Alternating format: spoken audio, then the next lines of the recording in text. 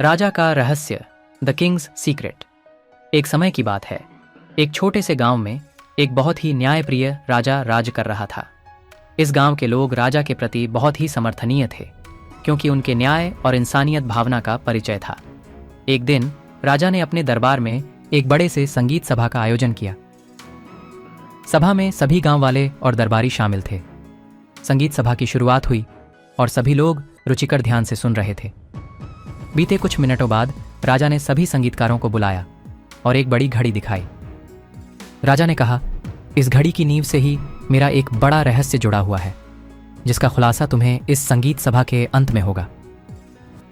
सभी लोग चौंके हुए रह गए और राजा के रहस्यमय बताने के लिए उत्सुक हो गए। संगीत सभा जारी हुई और सभी कलाकार अपनी कला में लोगों को मंत्रमुग्ध कर रहे थे। सभा का माहौल मित्रमूल्य बन रहा था। समय बीतता जा रहा था और सभी को अपनी स्थिति पर गर्व था कि उन्हें राजा का रहस्य जानने का एक मौका मिल रहा है। आखिरकार संगीत सभा का समापन हुआ और राजा ने फिर से सभी कलाकारों को बुलाया। उन्होंने कहा, मुझे बहुत खुशी है कि आप सभी ने मेरे आदर्शों को अपनी कला में बहुत ही सुंदर तरीके से प्रस्तुत किया। अब मैं अपना रहस्य खोलने के लिए तैयार हूं।